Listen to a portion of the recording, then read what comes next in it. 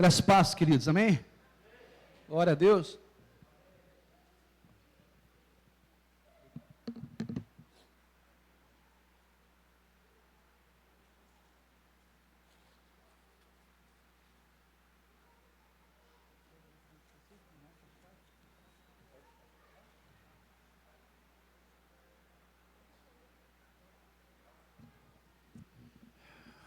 Graças e paz, amém, queridos? Glória a Deus.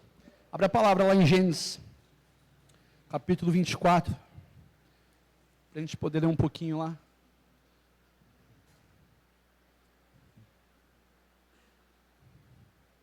Gênesis 24, versículo 1.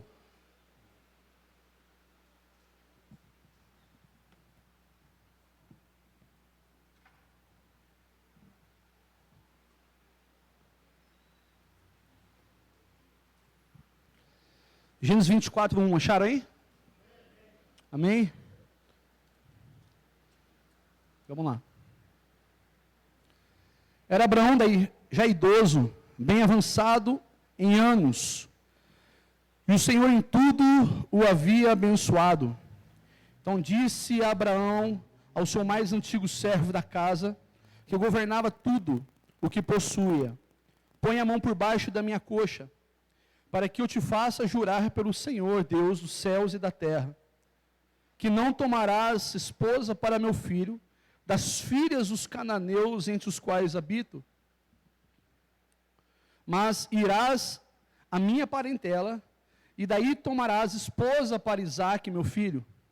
Disse-lhe o servo: talvez não queira a mulher seguir-me para esta terra. Nesse caso, levarei teu filho à terra de onde saístes? Então respondeu-lhe Abraão: cautela, não o faças voltar para lá, meu filho. O Senhor Deus do céu, que me tirou da casa de meu pai e da minha terra natal, e que me falou e jurou, dizendo: a tua darei esta terra. Ele ouvirá o seu anjo, enviará o seu anjo, que te há de proceder, e tomarás de lá esposa para meu filho. Caso a mulher não queira seguir-te, ficarás desobrigado do teu juramento. Entretanto, não levarás para lá meu filho. Com isso, pôs o servo a mão por baixo da coxa de Abraão, seu senhor, e jurou fazer segundo o resolvido. Tomou o servo 10 dos camelos do seu senhor, e levando consigo de todos os bens dele, levantou e partiu rumo à Mesopotâmia para a cidade de Naor. Fora da cidade, fez ajoelhar-se os camelos junto a um poço de água, à tarde, hora em que as moças saem a tirar água. E disse consigo: ó Senhor Deus meu, Deus de meu senhor Abraão, rogo-te que me acudas hoje e uses de bondade para com meu servo Abraão, meu senhor Abraão. Irmão, perdão, minha vista está toda embaralhada, tá? Eis que estou ao pé da fonte de água, e as filhas dos homens desta cidade saem para tirar água. Dá-me, pois, que a moça a quem eu disser: inclina o cântaro para que eu beba. E ela me responder: bebe, e darei ainda de beber aos teus camelos. Seja a que designastes para o teu servo Isaque, e nisso verei que usaste de bondade para com meu senhor. Considerava ele ainda quando saiu Rebeca, filha de Betuel, filho de Milca, mulher de Naor, irmão de Abraão, trazendo um cântaro ao ombro. A moça era muito formosa de aparência, virgem, a quem nenhum homem havia possuído. Ela desceu à fonte, encheu o seu cântaro e subiu. Então o servo saiu-lhe ao encontro e disse: dá-me de beber um pouco da água do teu cântaro. E ela respondeu: bebe, meu senhor. E prontamente, baixando o cântaro para a mão, lhe deu de beber, e acabando ela de dar a beber, disse: tirarei água também para os teus camelos, até que todos bebam. E apressando-se em despejar o cântaro no bebedouro, correu outra vez ao moço para tirar mais água, e tirou-a e deu a todos os camelos. O homem a observava em silêncio, atentamente, para saber se teria o Senhor levado o bom termo à sua jornada ou não. Tendo os camelos acabados de beber, tomou o homem um pendente de ouro de meio ciclo de peso e 2 pulseiras para as mãos dela, de peso de 10 ciclos de ouro. E lhe perguntou: de quem és filha? Peço-te que me digas, haverá em casa de teu pai lugar em que eu fique e a comitiva? E ela respondeu: sou filha de Betuel, filho de Milca, o qual ela deu à luz a Naor. E acrescentou: temos palha e muito pasto e lugar para passar a noite. Então se inclinou o homem e adorou o Senhor e disse: bendito seja o Senhor Deus de meu senhor Abraão, que não retirou a sua benignidade e a sua verdade de meu senhor. Quanto a mim, estando no caminho, o Senhor me guiou à casa dos parentes de meu senhor. E a moça correu e contou aos da casa da tua mãe todas estas coisas. Ora, Rebeca tinha um irmão chamado Labão.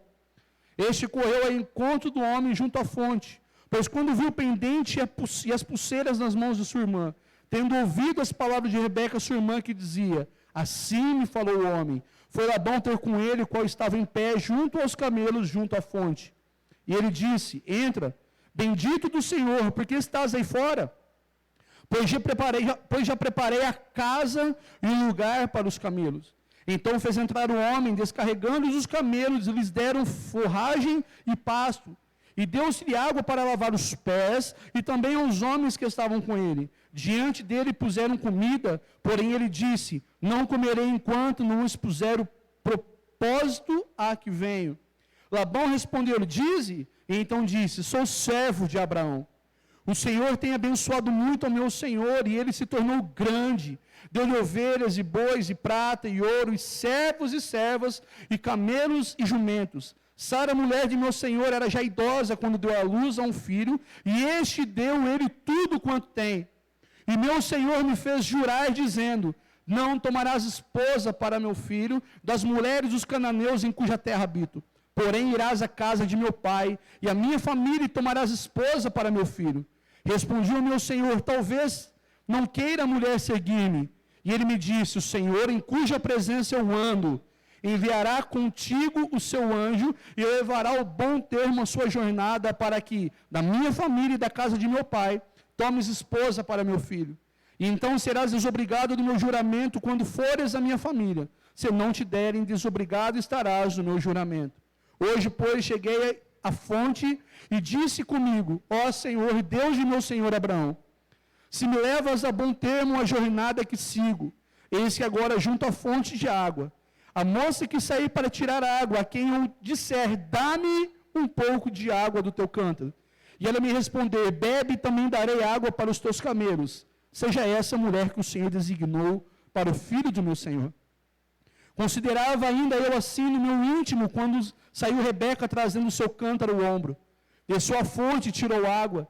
E eu lhe disse: peço que me dês de beber. E ela se apressou e, baixando o cântaro do ombro, disse: bebe e também darei de beber aos teus camelos. Bebi, e ela deu de beber aos camelos. Daí lhe perguntei: de quem és filha? E ela respondeu: filha de Betuel, filho de Naor e Milca. Então lhe pus os pendentes no nariz e as pulseiras nas mãos.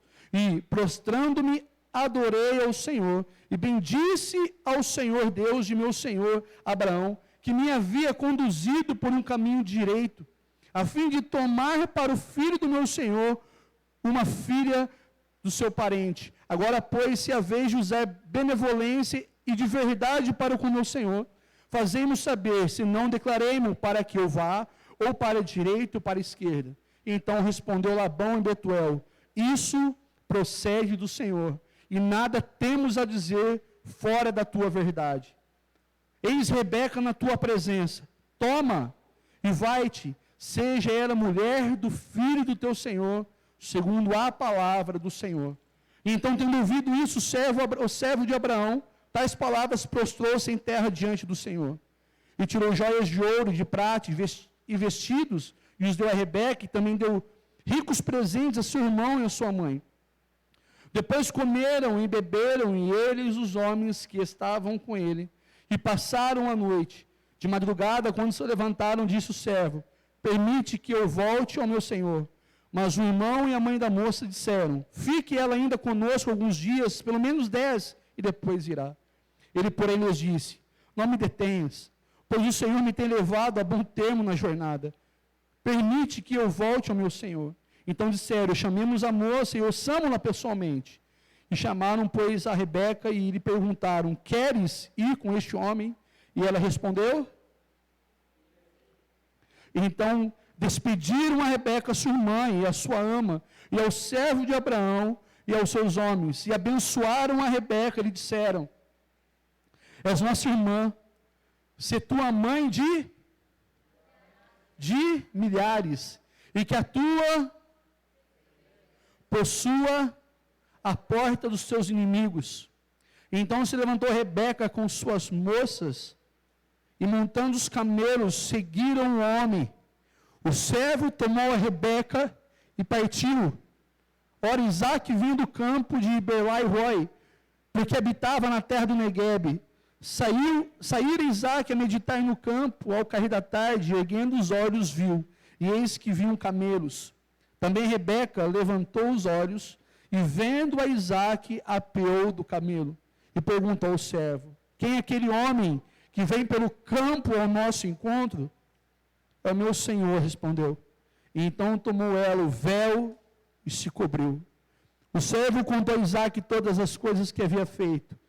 Isaque conduziu-a até a tenda de Sara, mãe dele, e tomou a Rebeca, e essa lhe foi por mulher. Ele a amou, e assim foi Isaque consolado depois da morte da sua mãe. Amém? Graças a Deus? Você entendeu ou não entendeu nada? Entendeu, queridos? Nós lemos aí 67 versículos, simplesmente para a gente falar do cumprimento de um propósito. Quando a palavra de Deus diz que Abraão, acho que é Gênesis capítulo 15, Deus tinha dado bois, tinha dado rebanho, Deus tinha dado pastores, Deus tinha dado riqueza, Deus havia prosperado Abraão de uma forma que nenhum homem havia sido próspero na face da terra. Não se havia homem mais poderoso e não se havia homem mais rico do que Abraão. Amém? Não se havia homem mais poderoso e não se havia homem mais rico do que Abraão, porque Deus havia jurado que faria Abraão grande sobre a face da terra e ninguém seria maior do que ele.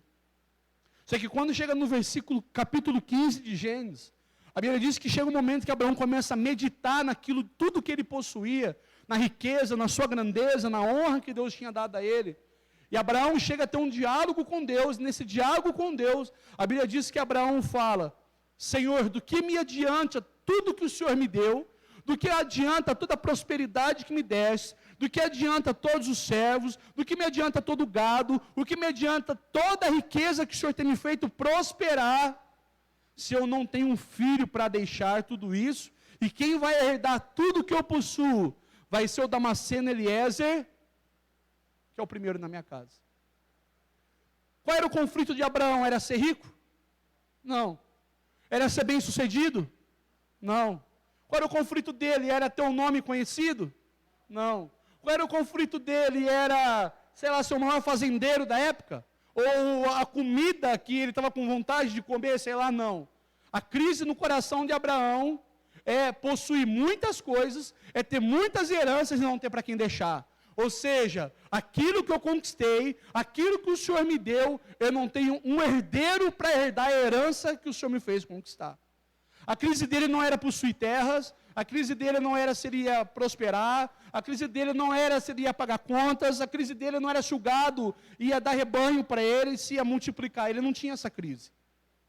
A crise dele, se ele teria uma pessoa do sangue dele, que iria carregar a posteridade dele e a herança daquilo que ele ia deixar. E quando ele abre o coração para Deus, ele fala isso.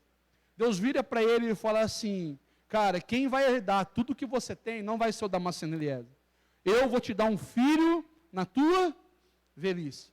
Abraão, quando conta isso para Sara, tem um texto na palavra de Deus que fala que quando 3 anjos aparecem para Abraão, e um deles era o próprio Senhor, era o anjo do Senhor. Quando Abraão ele fala sobre isso com o Senhor, e Abraão fala e o Senhor afirma para ele, de ti sairás um filho e um herdeiro.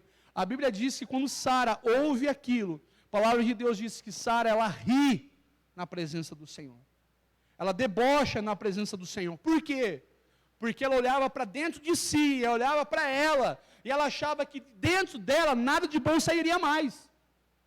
Por quê? Porque ela olhava para ela e o corpo dela não condizia com aquilo que Deus queria fazer. O corpo dela, quando ela olhava para ela, falava assim, meu corpo é velho para gerar um herdeiro. O meu corpo, os meus membros são velhos para que o propósito se cumpra em mim. O Senhor está falando que de mim vai cumprir um propósito, que de mim vai sair um herdeiro, que de mim vai sair multidões. Mas quando eu olho para mim, o que ela via? Morte. O que ela via? Sequidão. O que ela via? Ruga. O que ela via? Que o tempo havia passado e o filho ela não tinha gerado. Por isso a palavra de Deus diz que quando Deus fala isso para Abraão, e ela ouve, ela ri, e Deus fala, está rindo de mim? E ela ainda dá uma tirada de corpo, não, meu Senhor. Por quê? Porque ela olhava para a realidade do corpo dela, não olhava pela fé. Ela olhava para, a promessa vinha, é como se alguém falasse assim, você pode, você olha para dentro e você fala, eu não consigo. Alguém fala, eu acredito naquilo que você carrega. Você chega na sua casa, você olha no espelho e fala, eu sou fraco, eu não consigo, eu sou improvável. Mas eu quero te falar que é dentro desses que Deus escolhe para que a promessa se cumpra. Por quê, queridos? Porque Deus não quer que seja pelo teu braço. É pelo braço do Senhor. Às vezes nós achamos que as coisas irão acontecer na nossa vida pela nossa força. Por aquilo que nós somos, por aquilo que nós estudamos, pelas nossas capacidades humanas, pela nossa inteligência, pelo nosso estudo, pelo seu esforço físico. Ei, deixa eu falar uma coisa para você. As coisas de Deus, não estou falando das coisas pessoais da sua vida. Eu estou falando dos propósitos de Deus, que são maiores do que os meus. Porque os propósitos de Deus não são carnais. Os propósitos de Deus são espirituais. Às vezes você gera propósitos na sua vida, trabalho, casamento, empresa, dinheiro, conquistar bens, conquistar uma casa melhor. Cara, isso não é errado, se Deus continuasse no primeiro na sua vida. Mas existem propósitos maiores do que isso, que são os propósitos espirituais acima disso. São os propósitos espirituais que Deus estabeleceu através da palavra, para que a promessa dele se cumpra. Você está me entendendo? Deus havia dado uma promessa para quem? Para Isaac? Não. Não foi para Isaac. A promessa foi feita para Abraão. Deus falou com Abraão, sai da tua terra, sai da tua parentela, você vai para um lugar que eu te mostrarei. Abraão conhecia o lugar? Não. Abraão tinha visto o lugar? Não. Abraão já tinha vivido nesse lugar? Não. Quando que Abraão ele começou a entender para onde estava indo? Quando ele, sem ver, ele toma a decisão no coração dele, dá o primeiro passo, sem saber para onde está indo. Ele não sabia se era para a direita, para a esquerda, para o sul, para o norte, para o noroeste, ele não sabia. Ele só sabia que ele pega a mulher dele, pega o sobrinho dele Ló, e ele dá o primeiro passo, e conforme ele foi dando um passo de cada vez, Deus foi revelando o caminho para ele. Conforme ele caminhava na fé, conforme ele dava um passo em sentido uma direção, Deus ia tracejando o rumo para que o propósito fosse estabelecido. E qual era o propósito, irmãos? Abraão não imaginava que dele hoje viria o Salvador.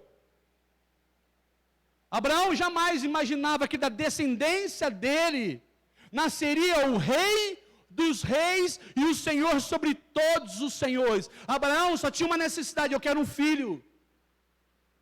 Mas ele jamais parou para pensar que o filho, que o grande Senhor viria da descendência e da semente, da perseverança de um cara. Agora eu te pergunto, era um cara perfeito? Não. Era um cara, nossa, era o super ultra exemplo? Também não. Abraão, assim como nós, Abraão teve falhas. Chega um momento na vida de Abraão que ele cede, ele não aguenta esperar que a promessa se cumpra. Ele não consegue esperar que aquilo que Deus prometeu se manifestasse. A Bíblia diz que Abraão, ele pega a concubina da sua esposa, a serva da sua esposa, e ele tem relações sexuais com ele, não é isso? Com ela, e gera um filho chamado... Irmãos, é crise até hoje por causa disso. Mas eu quero que você entenda que Abraão, mesmo com suas falhas, Abraão, mesmo com seus erros, quando ele decidiu, mesmo errando e tendo o filho Ismael, e ele decidindo optar por esperar a promessa para que a palavra se cumprisse, cara, Deus honrou ele. Porque Deus tinha um propósito pela vida dele. E a gente precisa entender os propósitos de Deus espirituais na nossa vida. A palavra de Deus diz que quando Abraão estava na velhice, e o filho nasceu, a gente conhece o texto que diz que Abraão foi provado no seu coração, que ele sobe no monte para sacrificar o seu filho, e na hora que ele foi sacrificar o seu filho, o que Deus falou para ele? Vocês lembram aquela frase? Fala assim: não estenda as tuas mãos sobre o menino, sobre o moço, porque hoje eu sei que tu me amas. Deus não poderia ter falado isso antes? Deus não poderia ter falado assim: olha só, Abraão, cara, de tudo aquilo que você passou, hoje eu sei que você me ama. Você saiu da casa do teu pai, você renunciou à família, você renunciou à parentela, cara, você decidiu andar sobre o luar, você não sabia para onde estava indo. Você entrou no meio dos perigos do deserto, você me obedeceu. Deus não podia ter chegado nele e falado assim: queridão, hoje eu sei que você me ama, mas ele não fez isso. Por quê? Porque qual era o sonho de Abraão? Qual era, queridos? Um filho. Quando o filho nasce, e Abraão tem aquele filho, dentro do coração de Abraão, é como assim: eu estou satisfeito, porque aquilo que o Senhor me prometeu, o Senhor cumpriu. Porque o Senhor me prometeu o filho. Já que o Senhor me prometeu o filho, o Senhor me deu o filho, o propósito foi estabelecido. Se na cabeça dele acha que o propósito estabelecido, já não há mais o propósito a ser cumprido, porque ele já foi cumprido. Então a palavra de Deus fala num determinado momento que fala o quê? Cara, eu quero o teu filho para mim. Sacrifica o teu filho. Quando ele sobe no monte para sacrificar o filho, o que Deus estava ensinando para ele? Cara, eu prometi um filho, e o filho eu te dei, mas o propósito vai além do teu filho. A gente precisa entender isso.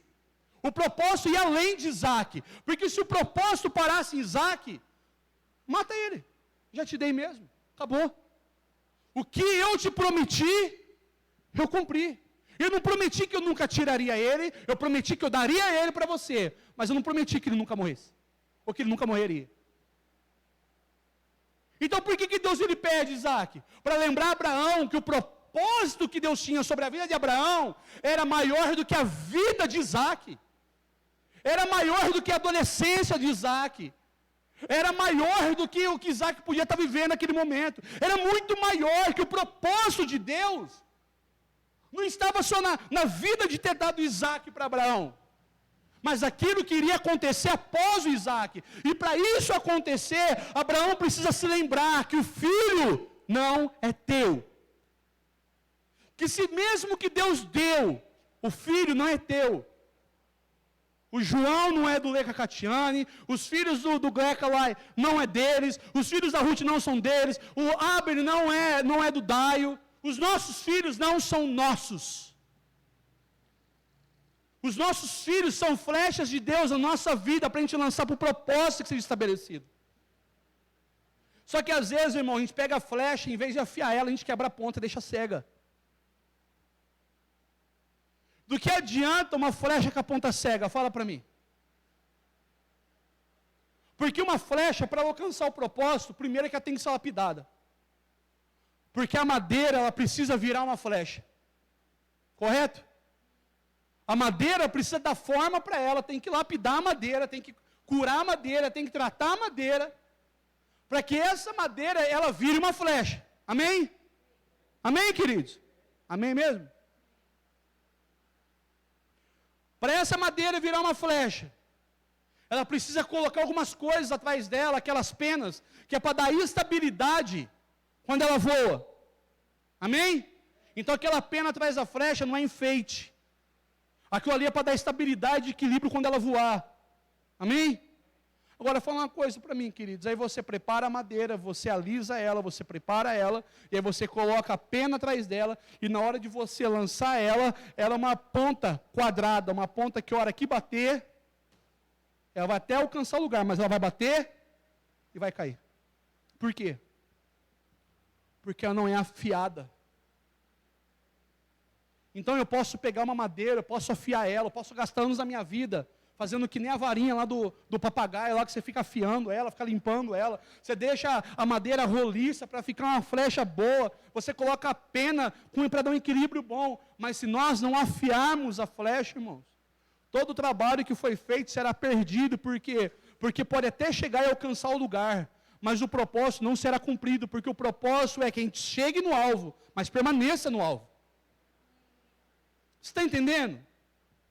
A gente precisa chegar, mas chegar e permanecer, que nem eu falei domingo aqui, às vezes, a gente tira a semana e fala assim, hoje eu vou começar meu devocional. A gente pega o caderninho novo, a canetinha, fica 3 dias fazendo, depois não faz nunca mais. A gente fala que vai ter uma vida de oração, ora 3 dias, não ora mais. Por quê? Porque a gente até tenta chegar no alvo. Só que a gente às vezes é uma ponta quebrada, sem ser afiado. Então eu quero que você entenda por que Deus ele pede Isaac para Abraão. Para Abraão lembrar que ele deu Isaac, mas que Isaac não era de Abraão. Que Isaac era o filho da... E a promessa tem propósito. E qual era o propósito? Uma grande multidão, olha para o céu. Você pode contar as estrelas do céu? Pode contar as areias do mar? Eu não consigo. Então qual era o propósito? Era que o propósito que através do filho da promessa viria aquele, e através dele viria uma grande multidão. Você está entendendo o que eu estou dizendo, irmãos? Estou falando no grego para vocês. Está mesmo? Está mesmo, querido? Porque às vezes eu falo, às vezes eu tenho a impressão que vocês não estão entendendo. Vocês estão compreendendo o que eu estou dizendo? Então eu queria te falar que o propósito é maior do que a promessa. Porque Deus deu a promessa, mas Ele estava pedindo a promessa. Ele falou assim, eu te dei, mas eu quero que você mate Isaac para mim. Quando Abraão ele fala assim, cara, ele está disposto a matar, o que Abraão estava dizendo em atitudes para Deus? O Senhor me deu um filho, mas esse filho não é maior do que o Senhor na minha vida e nem o propósito que o Senhor falou que cumpriria sobre a minha vida. Irmãos, deixa eu falar uma coisa para você, se Deus está te dando coisas que está ocupando o lugar de Deus, cara, em algum momento Deus vai retirar isso da sua vida e vai pedir para você. Não tenha dúvida disso. Porque a palavra de Deus diz uma coisa, Ele não divide a sua glória com ninguém. Ele não divide, irmãos. Pode ser o filho, pode ser seu carro, pode ser a sua casa, pode ser o seu trabalho, pode ser o seu dinheiro, pode ser o que for. Se a promessa que Ele te prometeu está se cumprindo, mas já está roubando a presença dEle, está dividindo a glória dEle, uma hora Ele vai requerer isso. E é esse que é o problema, que a hora que Ele requer, aonde estará o meu coração para lembrar do propósito da promessa? Porque Abraão começou a lembrar, falou assim, é por isso que o monte chama, Deus proverá. Você está entendendo? Então eu quero que você entenda uma coisa, quando Abraão está na velhice, a Sara já está morta, cara. Quando ele está na velhice, ele tem uma grande preocupação. Qual é a preocupação? Agora com Isaac, a preocupação era com o cumprimento do propósito. Ah, Isaac é menino e não sabe escolher a esposa, Isaac é crianção. Não, Abraão estava preocupado com o cumprimento do propósito. Porque a promessa havia sido cumprida, que era Isaac. Mas e o propósito já tinha sido estabelecido? Não. Então Abraão, na velhice dele, ele chama o cara mais maduro da sua casa. Alguns dizem que esse cara que ele chamou era o Damasceno Eliezer. Mas ele chama o servo mais fiel que ele tinha, mais leal que ele tinha, que administrava as coisas dele. E o que ele faz? Ele chama o cara e ele fala assim, põe a mão debaixo da minha coxa. E você vai me jurar que você vai trazer uma donzela para o meu filho, da minha tribo, da minha família. Eu não quero que um seja mulher nem do lugar que eu estou, e eu também não quero nem que meu filho vá para lá e case lá. Eu quero que você me jure, colocar a mão debaixo da coxa do homem naquela época, significava o quê? Que se ele não cumprisse a promessa, o juramento que ele estava falando, enquanto aquele homem que jurou ali estivesse vivo, enquanto Abraão tivesse descendente, ele vingaria daquele que quebrou a promessa. Só que Abraão fala para o cara, fala assim, o negócio é o seguinte, se a mulher não quiser vir, você está livre do juramento. Mas quando aquele homem vai, irmãos, eu quero te falar uma coisa, tem um texto que a gente lê lá em João, que fala do amigo do noivo, você lembra disso? E qual era a função do amigo do noivo? Ele ia à frente gritando, ei! Lembra disso? Qual era a função dele então? Anunciar a vinda do noivo. E a Bíblia diz que esse homem, esse servo que a Bíblia não menciona o nome dele nesse texto, a Bíblia diz que quando ele chega num poço, ele tinha feito um juramento para Abraão, mas a Bíblia diz que ele ajoelha naquele lugar e ele faz uma oração, ele fala: Senhor, eu estou aqui porque eu estou buscando uma donzela para o meu Senhor, e se o Senhor ainda é com o meu servo Abraão, com o meu Senhor Abraão, eu oro para que o Senhor faça esse negócio. E a Bíblia diz que quando ele estava orando, aparece Rebeca e ele fez um propósito: a mulher que dar de beber, e de beber a ele e os camelos dele seria a mulher. Irmãos, deixa eu falar uma coisa para vocês aqui, ó. Já é 9h, e eu vou encerrar com isso daqui, e eu quero que você entenda uma coisa. Qual era a preocupação do cara? Não errar. Porque o servo sabia da responsabilidade. Aquele homem que foi buscar a donzela, ele sabia da responsabilidade que ele tinha. Ele sabia que a responsabilidade de buscar aquela moça estava colocando em jogo o cumprimento não mais de uma promessa, mas o estabelecimento de um propósito. Ele sabia que ele não poderia levar qualquer uma. Está me entendendo? Por quê? Porque ele conhecia aquele que o havia prometido o propósito, que havia falado do propósito. Aquele homem servia Abraão há muito tempo. E provavelmente aquele homem sabia do que Deus havia feito na vida de Abraão por muito tempo. Por isso a Bíblia diz que quando Rebeca, ela baixa ali, ela dá água para aquele homem. E a Bíblia diz que aquela mulher, ela não dá água só para ele, mas dá água para os camelos também. A palavra de Deus diz, enfatiza o texto que ela era uma mulher formosa, linda aos olhos do homem, mas ela era o quê? Pura. Ela era virgem. Mulher que homem algum havia tocado nela. E toda vez que você lê esse texto, você entender que isso daqui é uma característica da vinda de Cristo encontrando a sua noiva. Eu quero te falar que isso daqui também mostra um pouco da visão, o que a igreja precisa fazer. Porque a mesma preocupação que aquele servo ele teve de buscar uma noiva, de buscar uma virgem para casar com o seu Senhor, para que o propósito fosse estabelecido, hoje essa função é nossa. Eu não sei se aquele homem ali era o Damasceno Eliezer, mas sabe o que é interessante? Que a Bíblia não dá nome. Sabe por que eu acho que a Bíblia não dá nome? Porque nós não precisamos dessa glória. Porque se a Bíblia desse um nome para esse cara, podia falar: nossa, esse cara foi o cara. Esse cara, nossa, o nome desse cara foi exaltado. O nome desse cara. Tinha uma coisa para você: nesses dias, o que nós precisamos é ter um coração preocupado com o estabelecimento do propósito. Porque promessa, Deus já deu um monte e Ele já cumpriu. Mas às vezes a gente tem as promessas de Deus. Qual era a promessa de Deus? Vou te dar um exemplo, irmãos.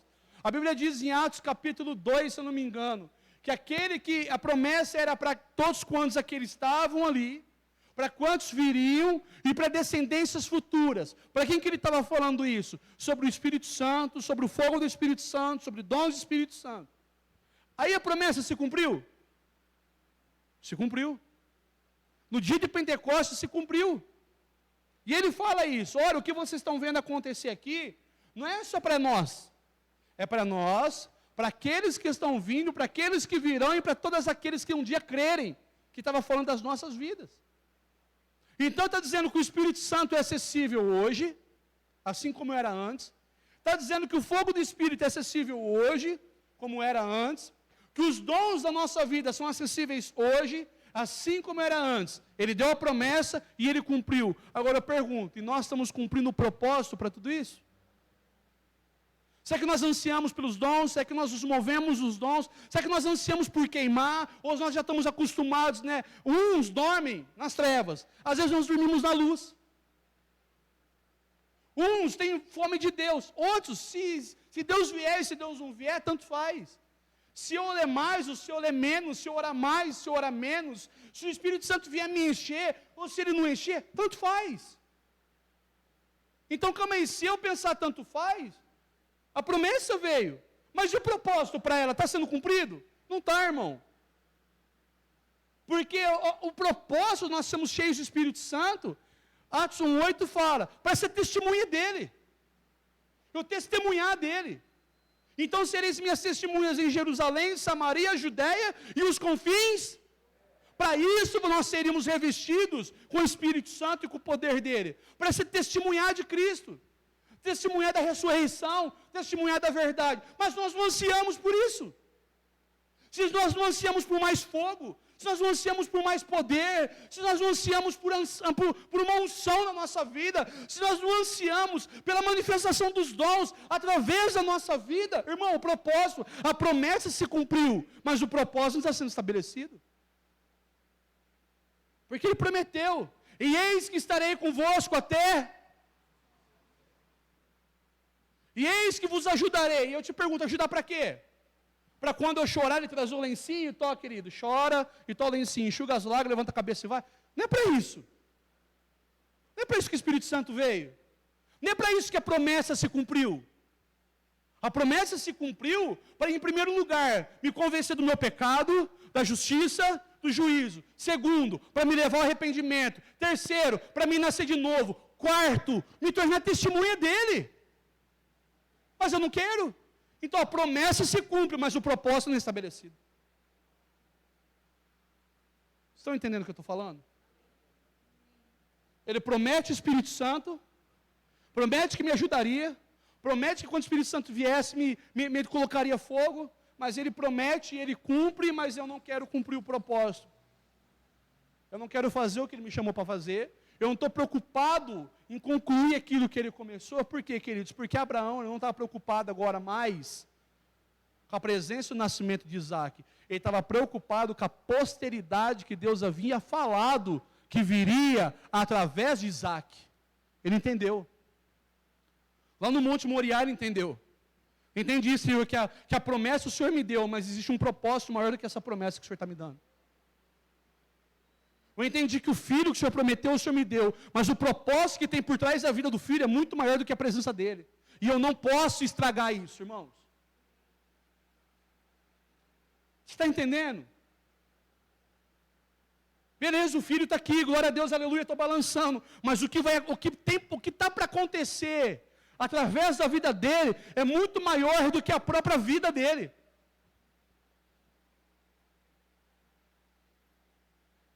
Entende o que eu estou dizendo? Então qual é a preocupação? Eu quero que você se responsabilize em fazer o meu filho casar direito. Eu quero que você se responsabilize em trazer uma noiva santificada para o casamento do meu filho. Em trazer uma noiva pura. Em trazer uma noiva adornada. E isso Deus fala para nós. A missão que foi dada àquele homem é a missão que é dada hoje para a igreja. Porque Jesus vai voltar, irmãos. É como se Jesus fosse este homem que a Bíblia está dizendo, que saiu para o campo para meditar. Isaac estava no campo meditando. De repente ele ergue os olhos, ele vê a comitiva dele chegando. E ele bate o olho e ele vê o servo, o amigo do noivo se aproximando. E quando ele bate o olho, ele vê o noivo, Isaac, ele vai até ali e o amigo do noivo, aquele servo, o que ele fala? Aconteceu isso, isso e isso. Olha, é como se ele estivesse entregando. Está aqui, meu Senhor. Aquilo que o Senhor pediu, eu estou cumprindo a minha palavra, eu estou cumprindo o propósito. Está aqui, ó. Então a Bíblia diz que Isaac pega a noiva, entra para a sua tenda, e ele toma posse da mulher, e ali ele casa com a Rebeca, irmãos.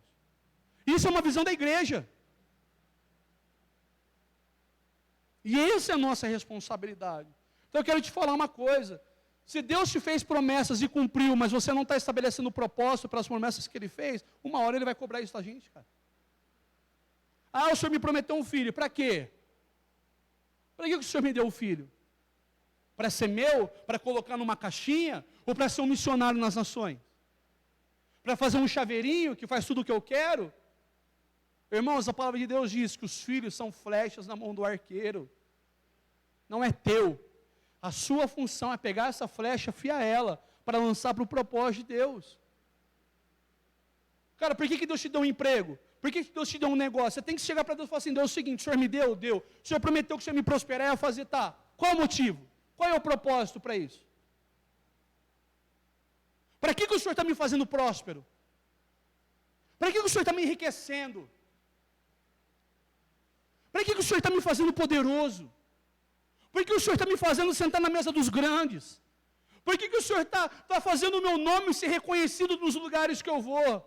Por que o Senhor está me dando essa sabedoria? Por que o Senhor está me dando? Irmãos, o Senhor só vai te acrescentar algo para que o propósito seja estabelecido. E o propósito do Senhor é que nós vamos levar para Ele uma noiva virgem, uma noiva pura, irrepreensível diante dEle. Esse é o propósito eterno, não há outro, irmãos.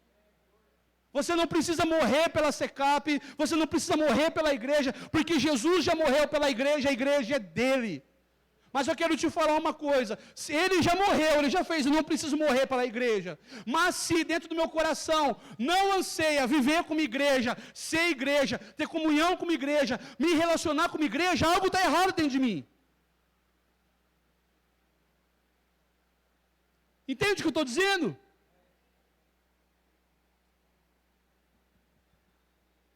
É como se você fosse o motorista do busão, irmãos.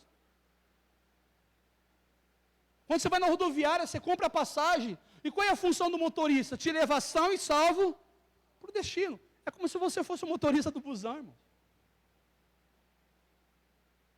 Quando você entra dentro do ônibus, aquele motorista é a maior autoridade sobre aquele ônibus. Quando você entra naquele ônibus, aquele motorista, ele tem a missão de cuidar do veículo, dirigir bem. Porque ele precisa conduzir aquelas pessoas para o destino final. Para que o propósito seja estabelecido, irmãos. É como se a gente fosse o piloto do avião. É como se a gente fosse o motorista do busão. Vai chegar uma hora que a gente vai chegar no final e falar, Senhor, está aqui, ó. O propósito que o Senhor estabeleceu. Está aqui, a gente está devolvendo para o Senhor, foi cumprido. Então, qual que é a nossa missão? Seja amigo do noivo. E sabe o que é interessante no amigo do noivo? Que é isso que João Batista entendia no coração dele. João Batista não queria nome de pastor, João Batista não queria ter nome de profeta, João Batista não queria ser reconhecido como Messias, João Batista não queria nada disso. João Batista tinha uma coisa no coração dele que ele falava assim, eu não sou digno nem de desatar as correias da sandália dele. Sabe o que João Batista tinha no coração dele? Essa canção que a gente cansou que fala, convém que o Senhor e eu, aí você vai entender por que a Bíblia não fala o nome deste cara que levou Rebeca para Isaac. Não precisa de nome, não precisa de título, não precisa de reconhecimento, não precisa do status, não precisa da bajulação, não precisa puxar saco. A gente só precisa ser fiel, irmãos. A gente só precisa ser amigo do noivo. Se alguém te aplaudir quando você prega, amém. Se não aplaudir, não tem problema nenhum. Se quando a gente louvar, as pessoas cantarem com a gente, amém. Se não cantar, também não tem problema nenhum. Se quando você fizer alguma coisa, alguém reconhecer, amém. Se não reconhecer, não tem problema nenhum, porque nós não estamos aqui para ser reconhecidos. A gente não está aqui para ter a glória dos homens. A gente não está aqui para ter o reconhecimento dos homens. A gente não está aqui, irmão, para fazer amizade com o mundo. É isso que precisa estar dentro do nosso coração. Quando a gente se dispõe a ser amigo dele, a Bíblia diz que o mundo nos odiará. Eu te pergunto, você gosta de ser odiado? Nós não gostamos de ser odiados. Mas João capítulo 3, se você começar a ler os evangelhos de João, você vai ver. Se você ler as cartas de João, você vai ver. Aquele que se faz amigo do mundo. Aquele que se faz amigo do mundo. Aquele que se faz amigo do mundo, se faz inimigo de Deus. Então nós precisamos fazer escolhas. Quem é o nosso amigo? Você é amigo de quem? Às vezes a gente acha meio político, porque um dia a gente é amigo de Deus, mas às vezes é amigo das coisas do mundo. Político é assim. Político vai na favela, irmão, vou dar feijoada para todo mundo, vou dar fralda, eu vou dar leite, a favela inteira vota no cara. Aí o cara ganha a política. Aí a hora que o cara está no gabinete, ele lembra dos caras? Não lembra nada. Agora ele corre com aqueles que estão lá dentro e esquece o povo. Quando a gente fala de politicagem é isso. Quando eu quero benefício, eu corro para cá. Quando eu alcanço o benefício, eu pulo de lado. O reino de Deus não é dessa forma. João, ele fala, aquele que se faz amigo do mundo se torna inimigo de Deus. Irmãos, e nessa noite eu quero te falar, se é amigo de quem? Quem é o nosso melhor amigo? Com quem nós corremos? A nossa missão aqui, a promessa já foi feita, irmãos. Deixa eu te falar uma coisa. Se você pregar ou não pregar. Se você for fiel ou não for fiel. Se você for leal ou não for leal. Se você acreditar na palavra ou não acreditar. A hora vem e ele vai voltar. Isso eu pregando ou deixando de pregar. A carta aos Hebreus fala, e aquele que prometeu e disse que vai vir, uma hora ele virá e não tardará, e fará justiça por aquilo que ele prometeu. Ou seja, irmão, não depende de mim. Ele vai voltar de qualquer jeito. Se eu chegar a abandonar minha fé, ele vai voltar do mesmo jeito. Se eu permanecer na minha fé, ele vai voltar do mesmo jeito. Se eu adorar, ele vai voltar do mesmo jeito. Se eu não adorar, ele também vai voltar do mesmo jeito. Mas a partir do momento que eu me decido ser amigo dele, eu preciso amar aquilo que ele prometeu e ajudar a cumprir aquilo que ele estabeleceu, irmãos. Então, eu estou tentando falar para você que você é importante no reino. O problema é que às vezes você não acredita nisso. Irmão, ninguém é igual a ninguém. Ninguém aqui é igual. O Gleb pode até parecer o David, porque o David é mais velho. Mas ele não é o David. E se tivesse um irmão gêmeo, pode ser gêmeo na aparência, mas não é igual, porque o DNA não é o mesmo, pode ter parte do DNA, mas a genética, a digital, não é mesmo, irmão. Aqui, ó, botou, bateu, que é diferente. É diferente, irmãos. Você é único, você é exclusivo. Você tem ideia que quantos bilhões, sabe quantos bilhões de pessoas tem no mundo? Sabe ou não? Mais ou menos. 8 bilhões?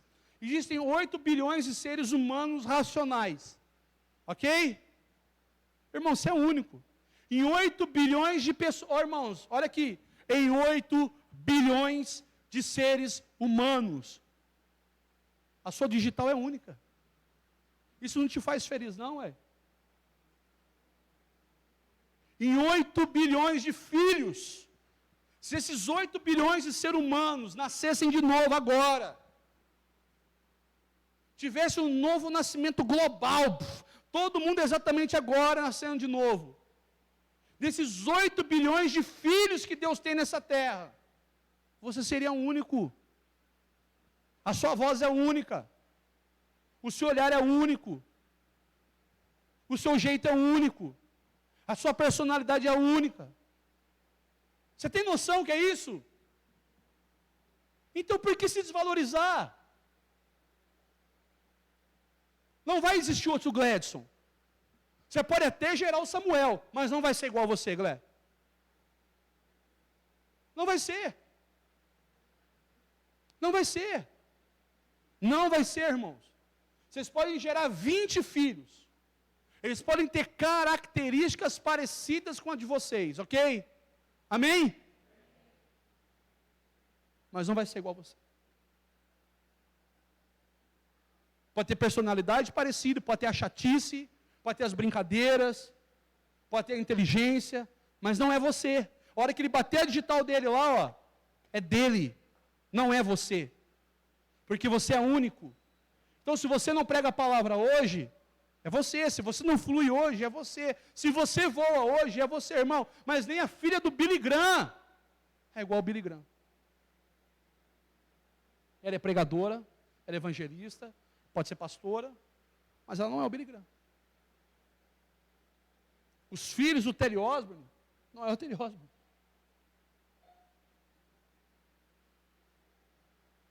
O filho do RR não é o RR.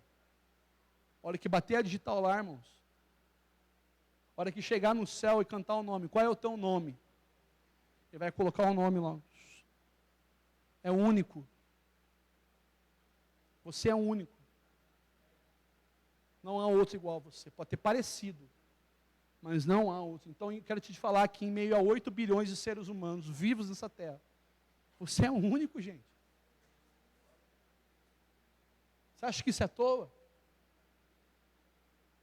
Acha? Quando você entra no banco, um monte de pecador. Irmão, você entra no banco, é um monte de sujeira, é sonegação. É roubo. Um monte de gambiarra. Deve ter um monte de rosto. Você já viu mulher? Você já viu alguma bancária feia? Seja sincero aqui, homens, me ajuda aí. Você pode ver, você vai no banco, as mulheres bonitas estão trabalhando no banco. Você acha que é à toa?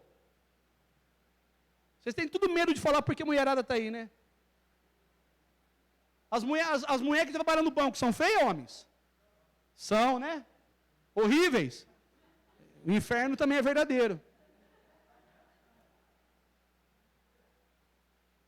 Você acha que é à toa? Vocês acham mesmo? Você acha que as mulheres que têm contato, que querem vender produtos do banco, serviço do banco, que os bancários vão colocar uma mulher feia para vender coisa para um cara feio, mas bilionário? Você acha? Irmãos, para de ser bobo. Agora a gente entra no banco, irmãos. Você pode pensar que em meio de 8 bilhões, você é o único filho de Deus que talvez pode estar ali dentro?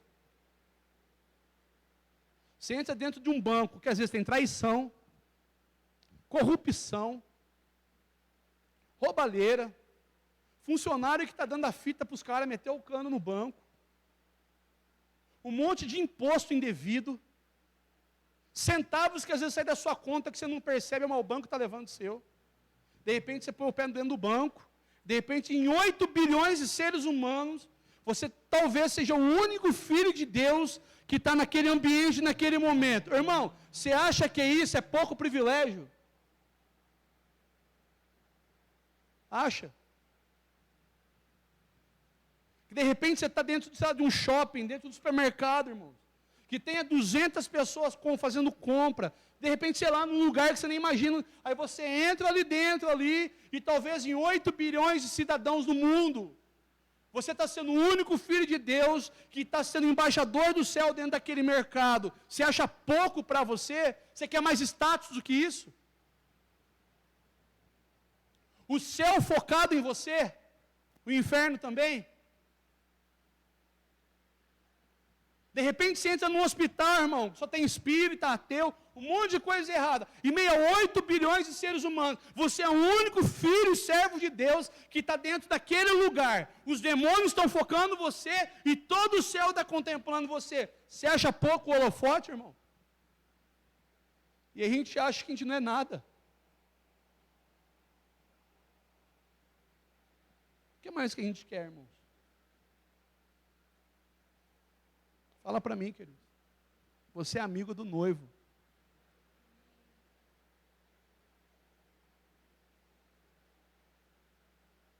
Aí você fala assim, pastor, mas difícil, hein? Dentro de um mercado só eu de crente.